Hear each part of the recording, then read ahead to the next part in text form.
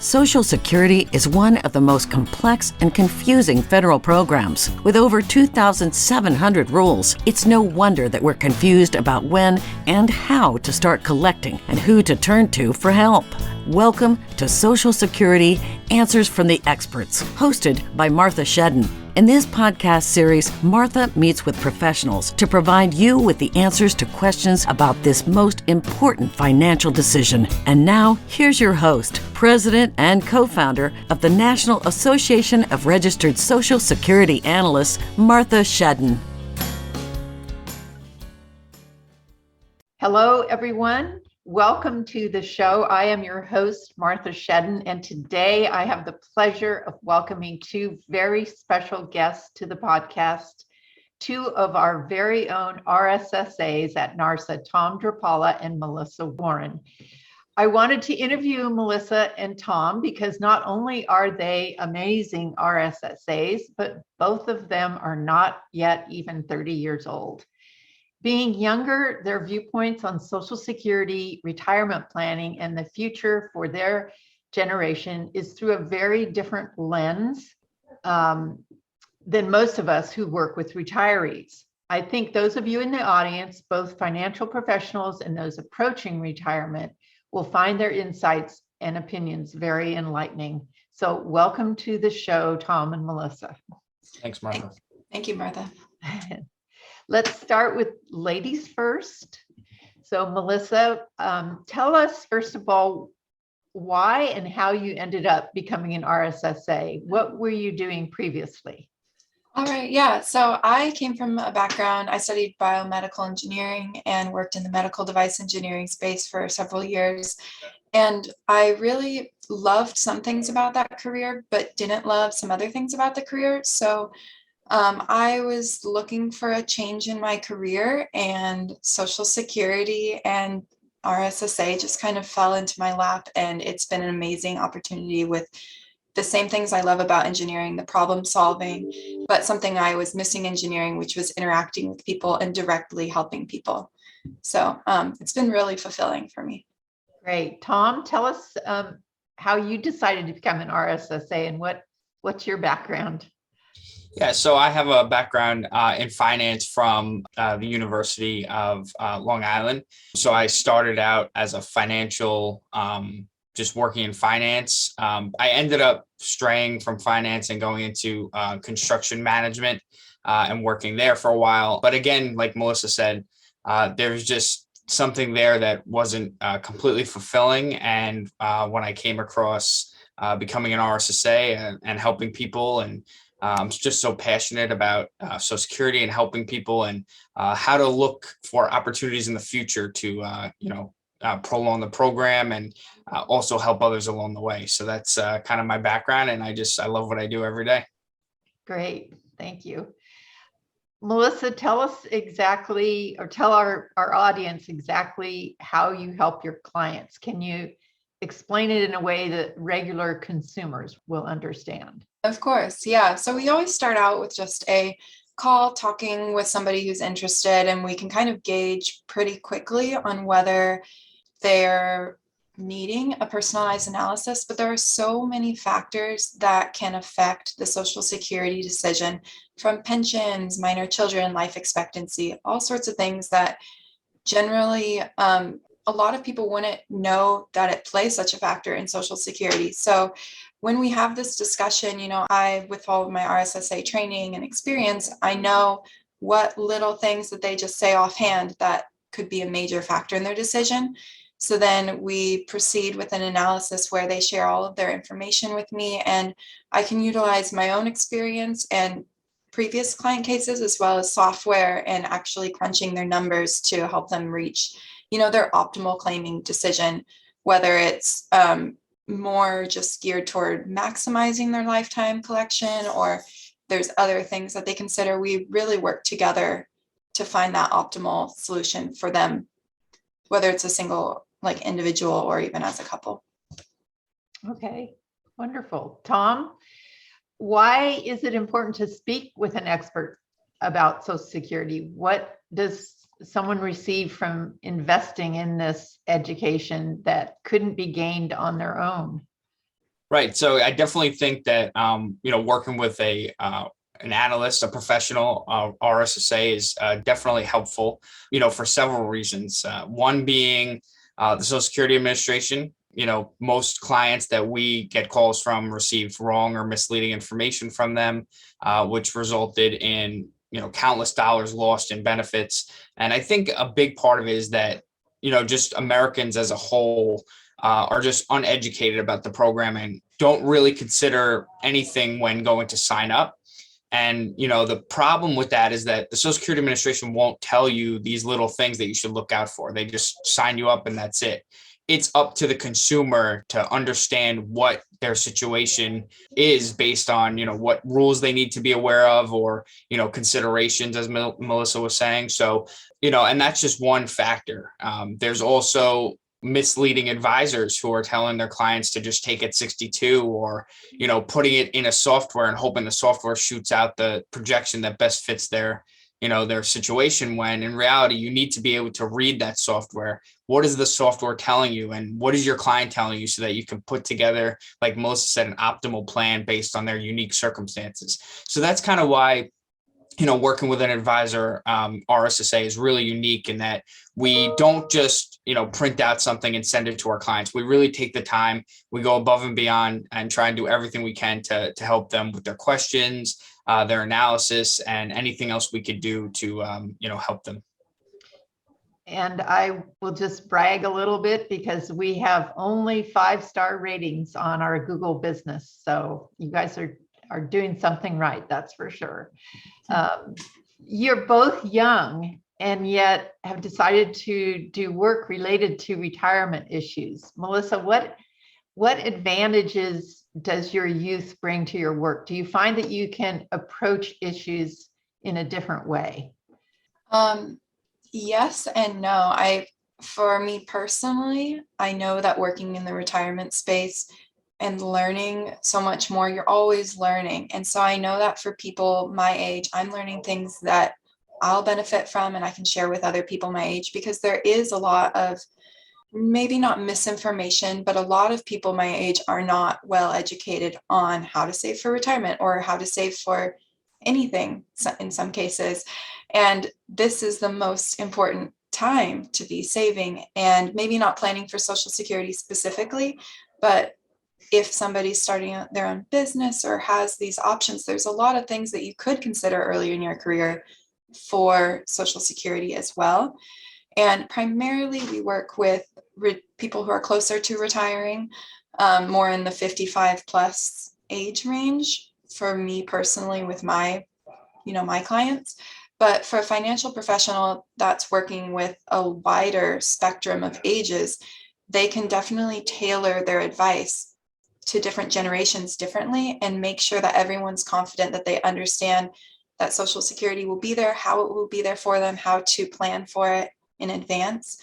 And I do feel that maybe being younger, I'm more optimistic. I feel like that is something that could be a trend, but I do feel like that's the open-mindedness with the program and differing information and opinions. I do feel like that's something that is a personal strong suit in this space. And I'm just always learning new things, and I'm happy to be helping others with it. Great. And you touched on something there, and I was going to follow up with Tom on that. So Tom, what advice would you give to financial advisors who are working with younger clients? Is there a special opportunity here? Well, yeah. So especially for those who own their own business, for, an S Corp specifically, we work with clients who, have an S Corp where they take a certain salary and the rest in distribution. For those of you who don't know, only the salary portion is subject to FICA tax. So we work with our clients and accountants so that they can help their clients take a reasonable compensation while also, while also maximizing their Social Security benefits. So for the younger clients, you may want to increase salary so that your Social Security is higher in the future. And for clients who have Social Security benefit that's already maxed out or close to maxed out, you may want to consider taking more of a distribution and saving countless dollars on taxes. my personal experience on that is every client I've worked with who has an S Corp, I've been able to help them save anywhere from $5,000 to $15,000 a year on taxes. And over 10 years for some clients, $150,000 is a lot. So that really is helpful to them. Well, I'm glad you brought that up. So we call that Cetera, and that is a special niche of. Yeah, so that's self-employed tax and retirement analysis. Yes, and the two are intertwined in a very important way for those with certain business structures who are self-employed. So it's so valuable when you're starting out, like you said, but also as you're approaching retirement and you've had many, many years of high earnings, that maybe then you don't need many more years of high earnings. So I'm glad you mentioned that. And Martha, if I could just add to that. So you also asked kind of what advice we would give to advisors. And I think Melissa and I, just based on our experience, have seen that advisors usually, plug in the amount on the statement into the software or into the retirement plan. But, we've realized that, that amount on there is not completely accurate. It is based on some assumptions and estimates that Social Security makes. So, when we work with an RSSA, we always make sure that we give you the exact amounts in today's dollars with opportunities to let you know what future earnings are doing to your benefit, as far as will it increase your benefit? How much will it increase your benefit? And how long would you have to work and things like that? So that's a big part of an analysis too, is kind of helping clients figure out, how long they should or could continue to work, and what would that return on the Social Security monthly and annual amounts be? Right. Thanks, Tom. So Melissa, have you had any aha moments being an RSSA that you would share, especially with others in your generation? Any really surprising things that have happened? Well, specifically is the running out of the Social Security issue, that the funds are running out. Before I was in this space, I didn't fully believe that. It sounded a little, running away with the headlines, clickbait kind of but I didn't really know. But now that I've been immersed in the Social Security space, I'm very sure that Social Security will be there for me and others in my generation, even if it is slightly reduced. However, to add a little more clarity on what that issue is the surplus is running out. It's not the full trust fund is running out. It's just the surplus, which didn't even exist until the 80s when those amendments, 1983, I believe, were added. So it's going back to how the program was initially started, a pay-as-you-go program. And so while there are more retirees than workers at this time, so it won't be completely even. That's why potentially, if nothing changes, it could be reduced by a small percentage, potentially about 20%. However, that isn't for at least 10 years, and that will only happen if nothing is done, nothing changes. So a lot of people in my generation see these headlines, Social Security is running out in 10 years, and they plan on Social Security not being there for them. But it will be. There's no way nothing will change. Everyone, the Social Security is such a supported social insurance, and it's not just retirement, it's disability, it's children's benefits. There's so much more to it. And that's not a government program that I think will end anytime soon, or even be as decreased as they're potentially projecting. I couldn't agree with you more, and very well said. That's important, I think, especially for the younger generation to hear. And I even hear people in their mid-50s thinking that it's going to run out suddenly. I mean, how can a government program, government works so slow, it's not going to run out anytime soon. And that's not even the truth of it all. So Tom, how about you? What is the most surprising aspect about being an RSSA that you didn't anticipate when you first enrolled in the course? Can you remember how you felt back then? Well, yeah. So when you're a big misconception kind of that I kind of thought was, how much can we really help people with their Social Security? Is it really a program that is that complex? And is it really a program that not many people understand and things like that, right? But I've come to realize through client cases and just, various, we do this every single day, all day. And that's all we do. That's all we think about is Social Security. And, it's not just the rules and regulations, but it's how we can better our clients, how we can, do things like prolonging the program, especially for the younger generation. How can there be more people like Melissa and I who can think of ways that not hurt Americans, but help Americans, by creating different ways to get more money into it. And also, I think some people deserve more money out of it just because of certain circumstances. Things are tough, when someone passes away and there's young children and, these, for instance, just stay-at-home parents who need help and their spouse dies and they've never worked. It really is tough of a situation. And I think that there could definitely be ways where we can, help those people even more so, at least just stay on their feet for a little until they figure things out. But, surprising is just how many rules there are and how complicated it really is. And knowing that just based on feedback that we've had from clients, how happy they are of what we were able to do for them. And, I'm sure Melissa can agree with this. Some clients know more than others. And for some of them, it's verifying that what they were thinking was correct, but they like to invest in knowing that they didn't miss out on anything. They didn't leave any money on the table. And, we're happy to help anyone from those who know nothing to those who are very knowledgeable, just to make sure that what their plan is, or, give them some extra things that they might not have considered before. Great. So, Melissa, what are the advantages for financial professionals who work with you as an RSSA? Yeah, so they would usually get their RSSA designation would be the recommended path if they have a lot of client cases where, Social Security is entering the question, which I believe it's part of everyone's equation for getting to retirement, if they paid into Social Security, of course. So a financial professional, they would gain a lot by learning truly how Social Security works, because like Tom was kind of alluding to earlier, a lot of, there's not much aside from the RSSA program and not a lot of opportunity to become very well versed in Social Security. So a lot of financial professionals use a slightly more one-size-fits-all case. Either they recommend most of their clients file at 62 or 70 or at full retirement age. They all have their own ways of thinking about it, which in many circumstances is completely valid. But there are many times when it's not, like Tom was saying, we have a age difference with a minor child, or especially in survivor cases, should they collect their retirement benefit first or their survivor benefit first? And how can they not leave the money on the table?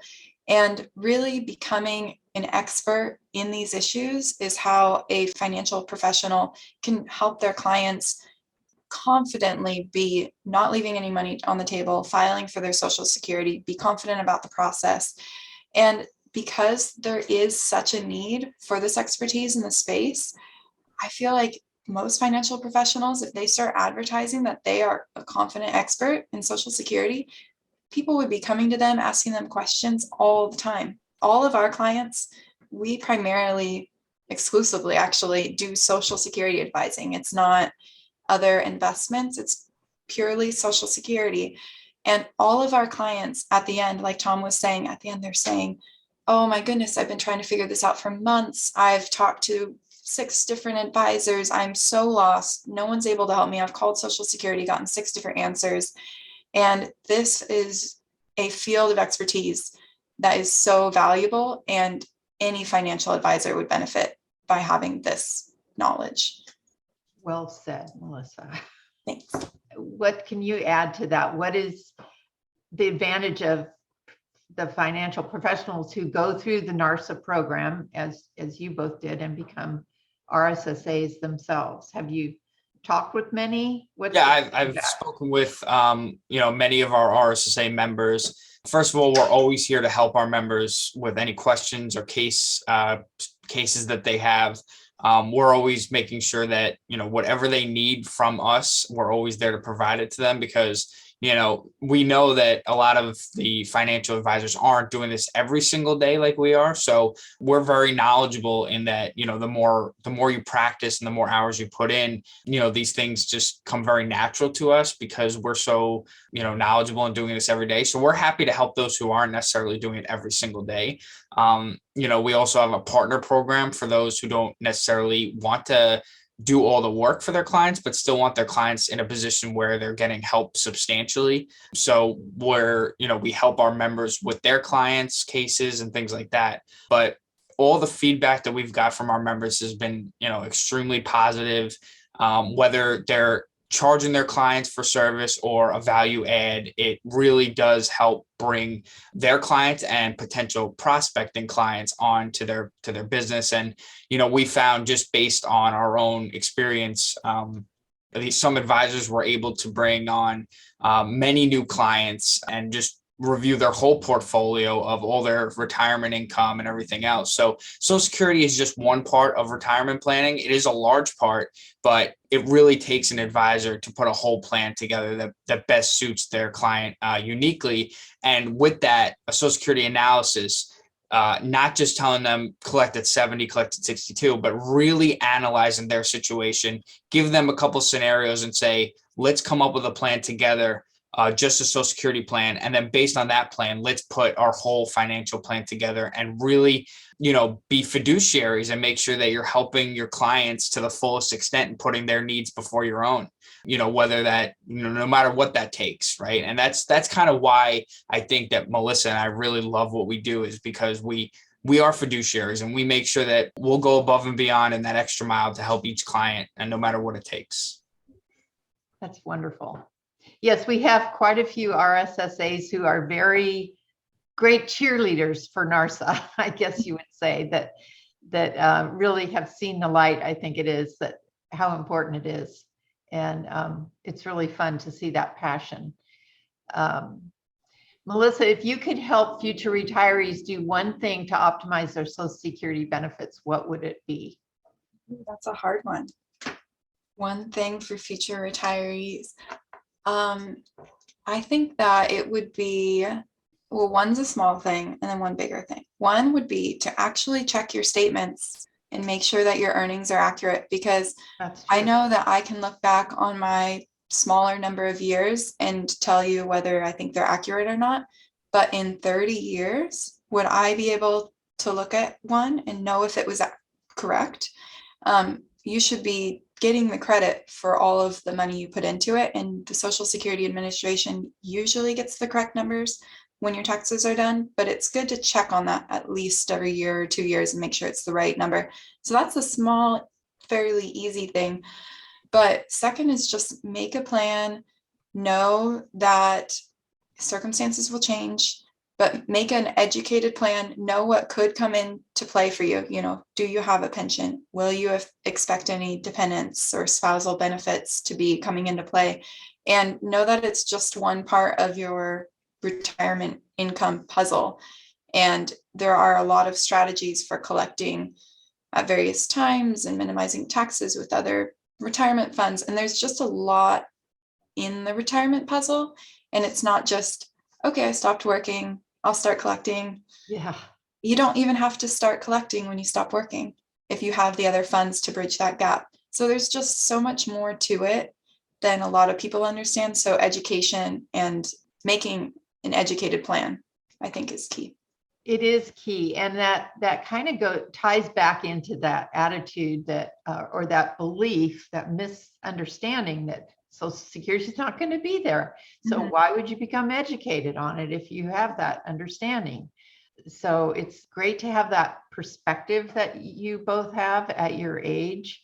Tom, what do you find is the most common misconception about Social Security that pre-retirees, your clients, have about Social Security? Do you find something that you hear over and over again? Yeah, actually, I do. And it comes up very, very often. And the thing is that the clients will usually say, oh, well, I'm going to collect at 62 and invest it. and I get more of a return. But realistically, you're getting before full retirement age anywhere from 6 to 7% a year, and after full retirement age another 8% a year. But you're also getting from age 62 and on the cost of living adjustment.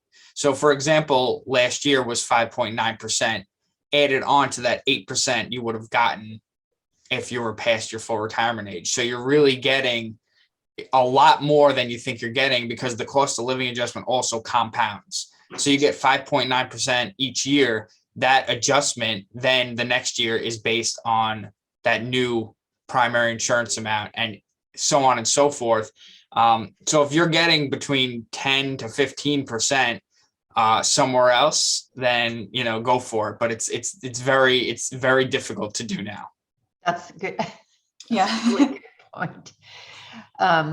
Some people can maybe, but what we've experienced these last few months definitely shows you the danger of that. Right. Well, also, so the COLA is not guaranteed, but the 8% increase is guaranteed. And another thing that's guaranteed is disability benefits, survivor benefits, and all the other benefits that come with it. It's not just, let me take it 62 and invest it. It's a whole program that helps not only the retiree, but the dependents and disabilities and everything else. So it's a whole thing. Yeah. Melissa, based on your experience and knowledge, what are the top 2 or 3 most important takeaways for financial professionals who are helping their clients with the Social Security claiming decision? Oh, there's so many things, but the first would probably be for a couple, it's not the same as an individual at all, especially if they have different PIAs, primary insurance amounts. So in essence, different overall lifetime earnings. So say one spouse is a significantly higher earner than the other, even if they're the same age, you can maximize by allowing that bigger one to grow. And then maybe if they need the money, take the smaller benefit earlier.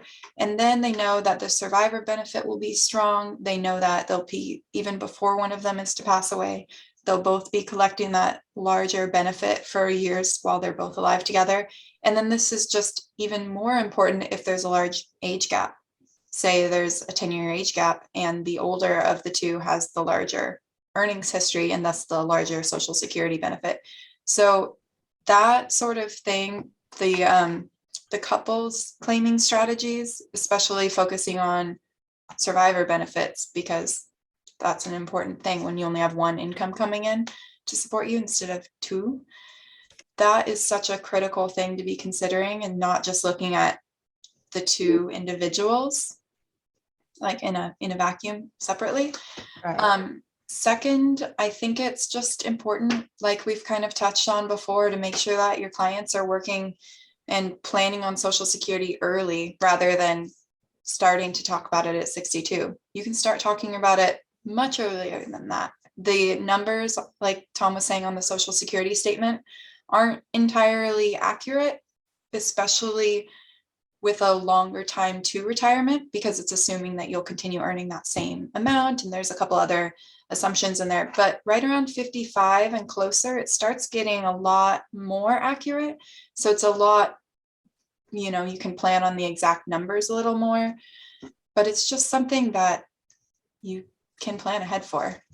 And it's something that those financial professionals should know, that it, like you said, they can start working with their clients in their 50s, because we have the ability to analyze potential future earnings for potential numbers of years.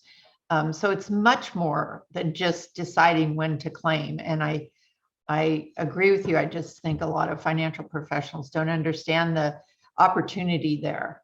The other side of retirement is the fear about running out of money, I guess. Tom, what is the biggest fear that you find clients have, and what advice do you have on overcoming this? Is it that fear of running out of money? Especially with COVID, right? We get a lot of clients who end up getting the overpayments, right? So they needed the Social Security because they got laid off and they took it 62. And now things are kind of coming back together. So, they decided to go back to work while still collecting the Social Security, not knowing that there is an earnings limit. And unfortunately, a year or two, up to 5 years later, they get an overpayment notice from the Social Security Administration saying, we've seen overpayments anywhere from $10,000 to $60,000 that they owe the Social Security Administration. And again, it's one of those things where if you're not educated on what you need to do in those situations where, you want to collect Social Security, then go back to work and what the limits are and things like that, there's so many little rules that pertain to specific people, or there are big rules that pertain to everyone. So you really need to analyze your situation.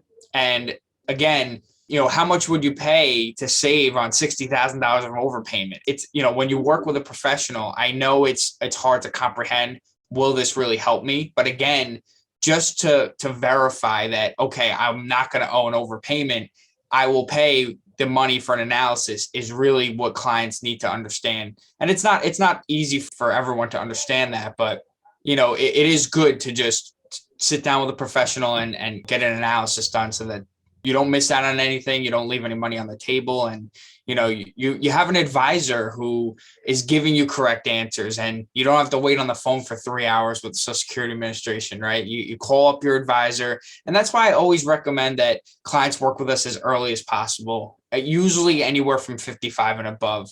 But the reason I tell our clients that is because we do an analysis, we analyze your situation. Usually there's not much needed else moving forward. But if you need extra help moving forward, questions answered, changes, Social Security program changes, at least now you have an advisor who you can reach back out to anytime. We're always happy to help our clients.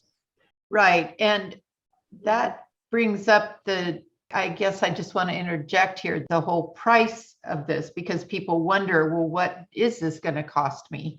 And like you have both said, some financial professionals just add it as a value add to their regular fee structure, whatever that is. I know when I was working on my own, I would charge $400 for singles and $600 for couples. And I find nowadays that when people, reach out to me and then they ask what I charge, it's not considered very high. Not really. Because they've been searching for the answers for so long, and that it's a really, really good investment. What are you currently charging? So we are right about that. We're charging $450 right now for individual analyses, and then $650 for couples, with some, sometimes it's different depending on the circumstances, but that's generally what we charge. And I agree, some people are surprised that it's lower than they think, and then others, of course, think it's high. But I think that how they determine whether how valuable it is to them is how much they know about Social Security, which is interesting because we were just talking about this. How important is it to them to make sure they have that right answer? Do they understand how complex it could be? A lot of the ones who are like, whatever the price is, just do it, I need your help, they're the ones who have been lost in the YouTube videos and articles and trying to learn this for themselves, and they understand that this is so complex. And then some I'm just going to file at X age. If that's your mindset, then no, I don't think in your mind, if that's how you think, no, a cost wouldn't be so justified because you've already decided I'm going to file at this one age and there's nothing else to consider. And unfortunately, that is something where it can sometimes be challenging as an advisor to make sure that they understand you could be leaving money on the table. You could make a mistake, like have an overpayment due to the earnings test. If we don't, look into your specific concerns, then you could hit one of these pitfalls or miss out on lifetime earnings from Social Security or payments from Social Security. Right, exactly. That peace of mind and financial security I find is just so gratifying to them to have. It really, really calms down emotions, I think. This last question is for both of you. What advice insights have you gained about Social Security, retirement, and just finances in general that you would share with your friends, with your age group? Want to go first, Tom? Sure. So, like you said before, Social Security for our age group, I've heard a lot that similar, will it be there? Should I even make it part of my plan? But as an advisor, as a Social Security analyst, I let them know that there are going to be changes made. The last time that, something similar happened, changes were made. And even though it was, very close to that date, there always is something that they could do to keep things going. And I let friends know that, because a lot of clients that I speak to don't do proper planning for not just Social Security, but all retirement income. It puts you in a tough position when you want to, get to age 60, 62 and you want to retire, but you can't, right? And you don't want to put yourself in that position. You want to have a choice of, do I want to continue to work because I don't want to stay at home and I love working, right? It's different than those who are 62 and just can't work anymore, don't want to work anymore, but they have to because they just didn't plan well. So it's really important for, Melissa and the younger generation, to start planning properly now. And that way you're not, 55 and are going to be in trouble. If you do it now and each year you put in more money to a 401k or, even get a life insurance policy, anything like that would be helpful. And you'll really be happy when you get to that retirement age. Thanks, Tom. Melissa, anything to add to that? Yeah, mine is purely just on the retirement planning side. That time is the most important thing when it comes to retirement planning. And I feel like a lot of people, my age and younger, a lot do, invest and save for retirement, but a lot of people don't have a substantial 401k or IRA or all these things. And they think, oh, I'll make more in the future, I can put this off. But even if you, starting at 21, you don't have a ton of extra income and you're saving $100 a month, that will pay off more in the long run than, I don't have the numbers in front of me, but say like 3 times or 4 times that, but you don't invest anything for the first 10 years of your career. And then you invest a lot more per month, but a lower number of years, it won't catch up. No, the compounding interest is huge. It's so critical. So no matter how, even if it's a small amount, if somebody's young and they can just start squirreling away and investing that just in safe, especially at that age when you don't have a ton of extra, just in safe, but hopefully high yielding investments, that time it'll just compound and compound. And then all of a sudden you'll be like even 30 and be like, wow, I have all this already at 30. It's all that time. That's so important. That's very true. So thank you guys so much. Before we wrap up though, where can people go to learn more about you and get in touch with you? Yeah. Well, both of us, our emails are our name. So mine is melissa.warren@rssa.com. And Tom's, I think yours is Thomas. Yep. Thomas.Drapala, DRAPALA @rssa.com. Yeah. And then you can just see more about our company at rssa.com. You can get certified, become an RSSA yourself. You can reach out to us with questions for your clients. We can run an analysis or we can partner with you and move forward from there. And of course, we can also be found on LinkedIn. Tom, anything more you want to add? No, I'm just, like I said before, Melissa and I are really passionate about, what it is we do and how we help people. But I think it's also important for us to, kind of help brainstorm in, what are the ways that we can help people further and even prolong the program to a point where you never have to worry about it ever again. It's always going to be such a solid program to help people. And I think that, if we start, implementing ways now, I think it'll be really helpful for the future. So, not only helping people, consumers, but also helping, the government come up with ways where, things can be really solid in the future. I think that that's our duty in both ways. All right. Thank you guys so much. That's it for today. Thank you for listening to our podcast. Please tune in every Wednesday for new episodes when our expert guests share a wide variety of knowledge on retirement-related topics. See you next week. Thanks, Martha.